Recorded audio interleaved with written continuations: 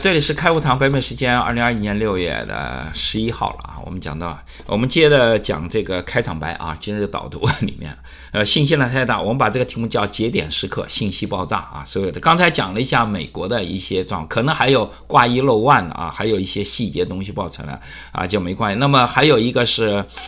像那种玄学的什么太空啊，美国队的军方也开始说。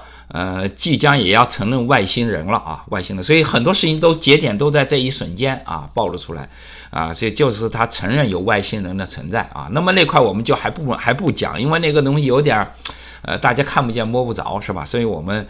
放到具体的细节上面来啊。那么国内这一块呢，大家也知道，共产党在这种经过去年1年折腾，看上去好像要全面得胜的时候，突然就全面溃败。我们讲到它的病毒啊，像世界撒播病毒对世界发起主动的进攻啊，看上去很厉害，尤其是去年的5、6月份。1年前，因为他有了那个，他控制了那个医药产品的基础的那个生产链，包括原料啊，包括那种口罩啊之类的，因为他们是有备而来的啊，有备而再加上世界的医药行业它是化工啊，医药行业的后面是化工的污染的企业啊，讲的是污染，那么发达国家基本上就不干了，全部跑到中国来了。所以中国把那个低端啊前处的一个叫产业链的前面部分全部在中国啊，在这种又劳动力又便宜，然后又污染的东西又在啊，所以基本上所以他那时候呢抓住了这个龙头，要挟对方，要挟世界，希望世界能够臣服在他下面。所以他去年这个时候是共产党是最信心百倍。信心百倍，然后一直到下半年啊，那个美国的大选啊，那都是在主动进攻，一直进攻啊，进攻到，然后呢，川普来一个金蝉脱壳啊，我们讲到川普在1月20号来了一个金蝉脱壳啊，就隐居了啊，一下子就是金蝉脱壳，一下子以后啊，一隐居下面以后，他所有东西他开始一溃千里啊，一溃千里到现在才，我跟你讲，溃败起来是就像人一样的啊，那个病来如山倒啊，病去如抽丝一样的，呼啦就山倒下来了啊。那么到今年国内呢，共产党还有一个他最头疼、最担心的是国内的事情啊。国内的事情原来讲他经济垮一点，他还能够支撑一下，比方说还可以抢劫别的国家，然后等到西方和美国基本上都缓过劲来了，非但他那个疫情控制住了缓过劲，而且开始跟中国进行了彻底的割裂，再加上去年他们那个表演，那西方社会有些人不情愿的，慢慢也情愿的都撤走，那么这样的话他这个对外的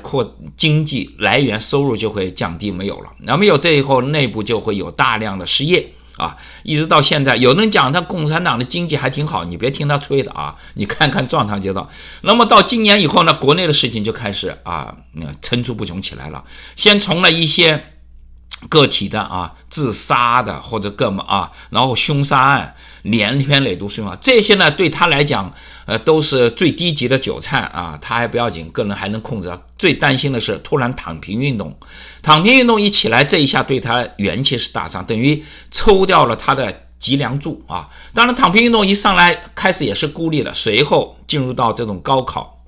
这里面的学生运动也起来了，学生运动起来了以后，随后就讲南京中北那个事件，严格来讲过去也发生过，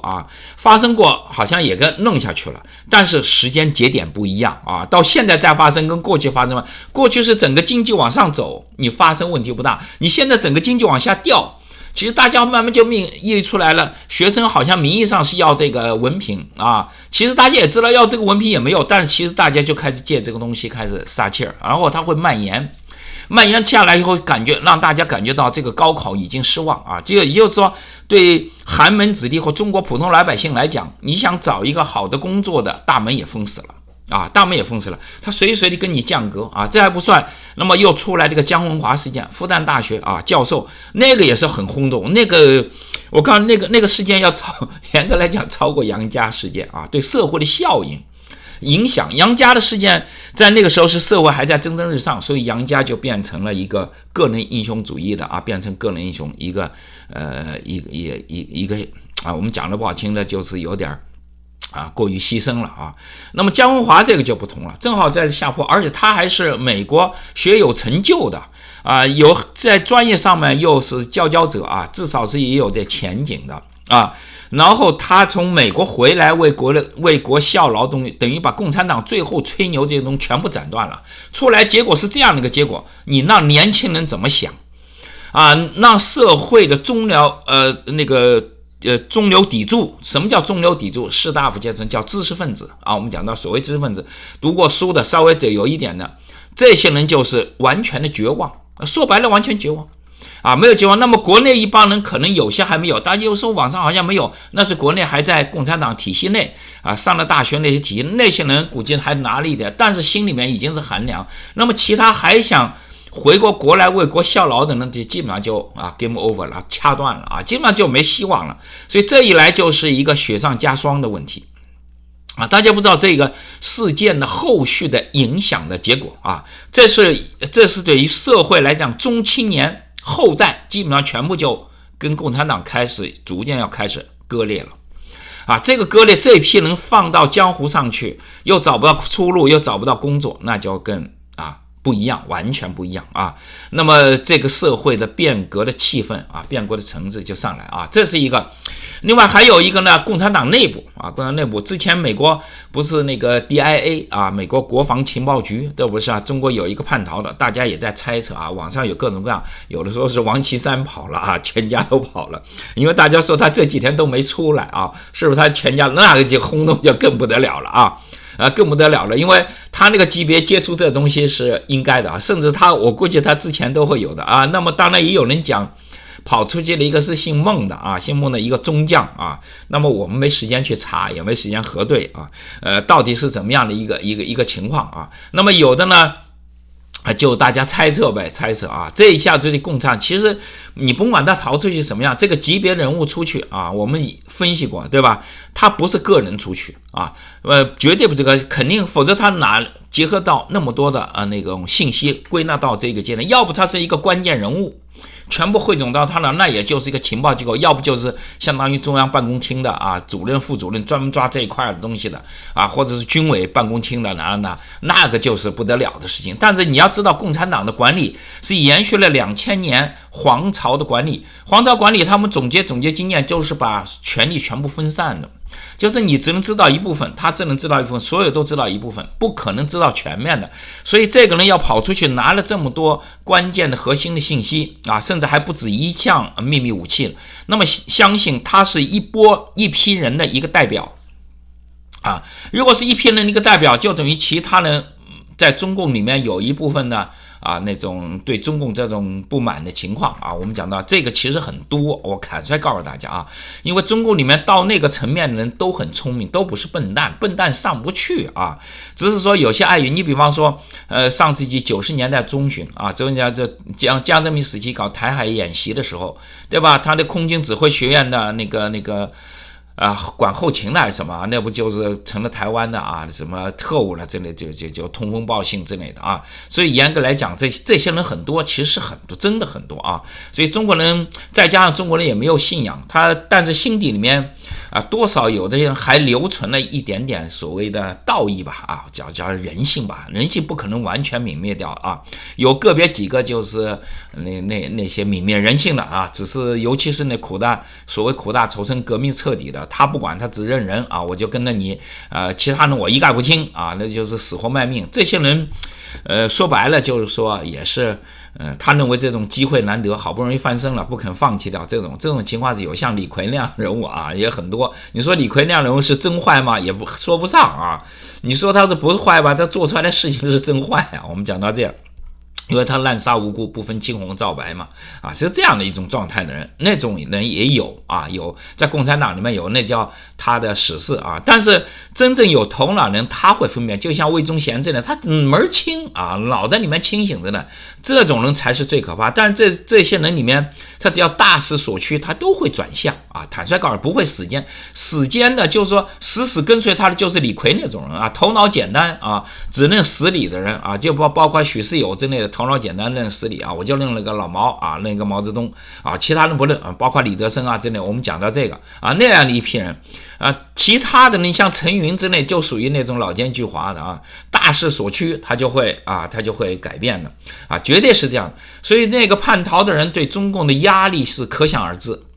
啊。大家其实你要换位思考，你换到你，假如说你是个习近平在那个位置上的时候，你身边这样的一个关键人物，而且拿了他的很多机密的文件，这些机密的文件都是他跟令计划那个弟弟啊，还有令完成还不一样啊。这个机密文件是他后来的一个专门的他的杀手锏，这些东西如果拿走了，他一点反抗能力都没有。原来中共他留有几个杀手锏的武器，因为他知道以弱胜强，到最后一定是兵戎相见。兵戎相见，你必须要有一个杀手锏武器，意外的啊，让人家摸不着不知道异军突起的一种杀手锏武器。当然，这个杀手锏武器全部给透露出去，他一点优势就没有了，一丁点优势就没有了啊！这一下子对他的后怕是最可怕，而且这些杀手锏武器严格来说它是保密级的，基本上不可能。结果之后他就知道他的保密系统要出问题了啊！保密系统出问题了，那等于他的所有的东西都要坍塌下来。我们讲过，情报是一个国家的命脉啊！大家可能我们在座的几乎我不知道有多少人能够意识到这一点啊！一个国家里面，正常的一个国家或一个群体里面，情报是第一位的。记住啊，你情报有了，你进可攻退可守，你可以知道强弱，你可以回避，这样保存有生力量。为什么我们一直经常谈到中国历史上，比方姜太公和诸葛亮啊，类似像我们讲这种，我们往往说他是谋士，谋士只是表面是这样状，重要的是他的大脑里面是掌握了整体系统的情报问题。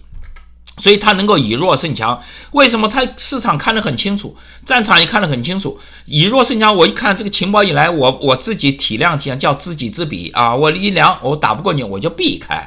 开他的力量，你看上去很弱，其实他永远是存在的。对方的强大只会越来越弱，他只会越来越强。因为什么？他没有受到一丁点伤害，跟你交往100次，他一次伤害都没有，他只会是越来越强。结果只有对方的伤害，对方就肯定是削弱啊。所以在这种情况下，信息情报的情况下，以弱胜强是很厉害的。共产党的历史大家也知道啊，没有共产党、共产国际留下来的那些在蒋介石身边那些特务，共产党是干不倒国民党的。啊，所有的东西，所以那个时候张灵甫不是打仗的时候，他也骂娘嘛，这是怎么回事？他说这仗没法打啊，我们方案出来，我还没传达到我这时候，共产党总部早就知道了，前面口袋就等着他了。那我这仗怎么打？没法打的。所以中国人往往是被共产党的宣传地雷战、地道战，好像刀对刀、枪对枪，或者是那个水浒三国啊，你们大刀关公之类，他根本没想到背后的重要的因素是情报啊。诸葛亮他们那时候是姜太公时候，他是天文地理，那个是大系统的情报啊，你根本就跟他打，你根本就沾不着对方边，就相当于一个武功非常高强、气功太一样的人，你在他几米远之内他就知道了，你根本进不了身，那么他只有他赢，只有你输啊，这个是这样状态。所以这个重大的一个叛逃对共产党来讲，就相当于我们说透一点，就相当于林彪背叛老毛啊，林彪一背叛老毛，老毛一立马就瘫了。他最大的希望，所有的希望放在上面，结果没了，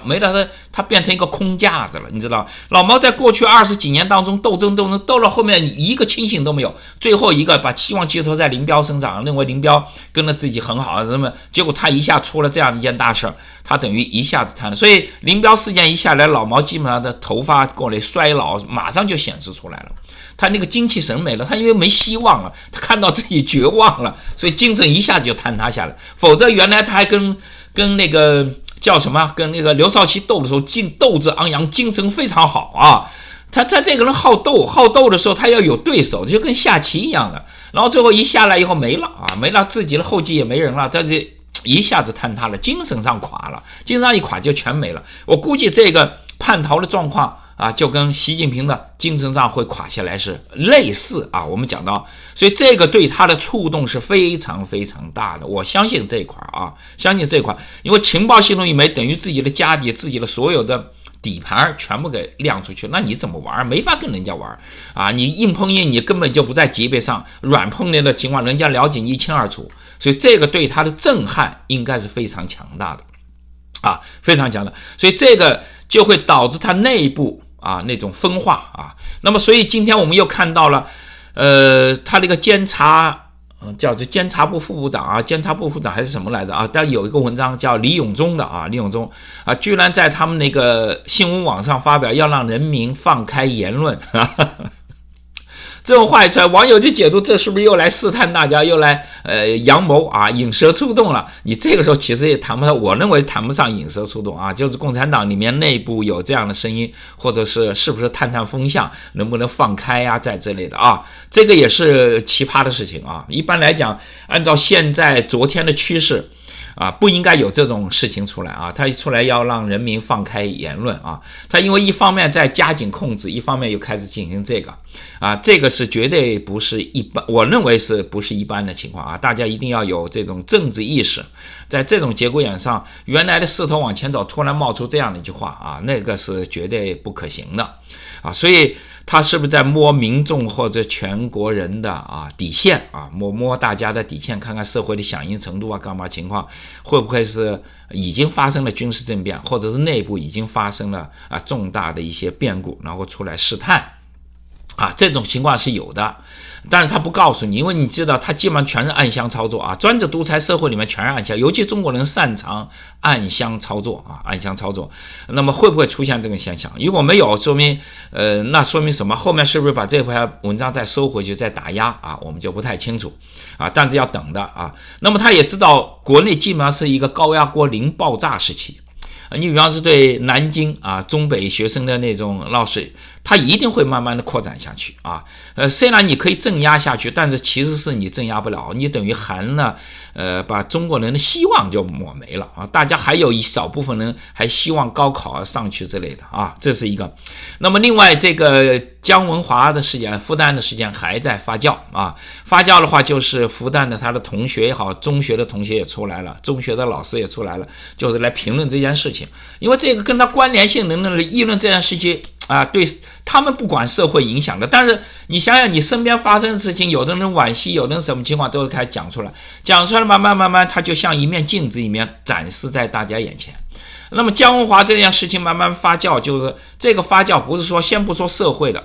它是一面镜子啊。讲到姜文华这位这个数学奇才，我们现在是小奇才，那么大家就会看到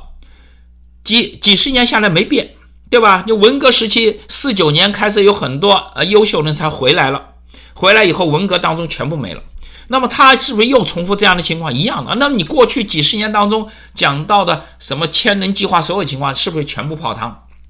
啊？那么里面其中有一个非常有意思，他们把中共把王永珍的简历所有东西全部给清理掉了这个应该不正常吧？因为你王永珍没说犯法，对不对？你要说犯法的姜文华这不是拿刀干了，这不把他抹脖子了，而且他还大义凛然的，那毫不畏缩了。那你应该说王永珍应该是按共产党来讲算一个烈士，对吧？算一个烈士，算一个忠于共产党的人烈士。结果你把他弄掉了，弄掉完了以后，他们说还开了一个所谓的追悼会的时候，底下的网友一大片的评论我们讲一大片的评论就是正话反说或者反话正说，正话反说就这样，其实里面就讽刺挖苦所有的，因为这东西反映了民情反映民，所以这些东西反映上去，共产党上层其实都很聪明，那帮人都不傻。我告诉大家你比方我们是不参与要进去，愿意到那个情况看这东西就很清楚摆在桌面上，你该怎么弄，这是很清楚的。你在那个习近平你再愚蠢再那个不明白的话，到最后众叛亲离的，到身边实在不行他成了孤家寡人，大家就会把他抛弃掉了。这个东西你是挡不了的。所以为什么共产党厉害原因就是过去他把天下的优秀人才全揽进去了，用了一些民族主义的口号用了这个中国的那种所有高大上的东西，让大家有这种理想的追求，全部把它给网络进去了共产党网络人才的过去网络人才的水平不亚于李世民我们告诉大家不亚于李世民。所以以前我们讲到了机关，到最后它就变成了一个逆淘汰，但是这种逆淘汰剩下来的全是一些讲的不好听的是就更精的那种奸臣了我们讲到奸臣，它的差别在哪里？差别就是它的正气缺少一点，也就是说就像他这里面被杀掉了王永珍一样的那种狗腿子性质就增多狗腿子性质增多，这帮人都很精明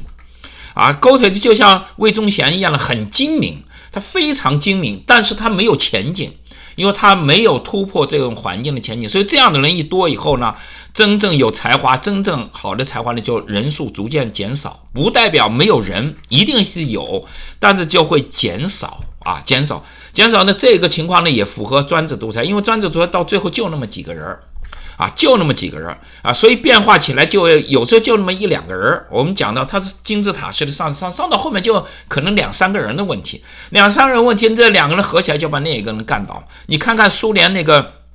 斯大林时期啊，50年代，斯大林这样一死，对吧？原来是贝利亚最厉害啊，贝利亚因为长了刀把子，什么都厉害的，特务组织所有的肃反组织全在手里，他有刀把子决定人家生死。结果其他几个那个政治家，包括赫鲁晓夫那几个人，平常他们不大交往的，到那个斯大林一死，他们俩那其他几个人递俩眼色，大家一致同意把贝利亚干倒。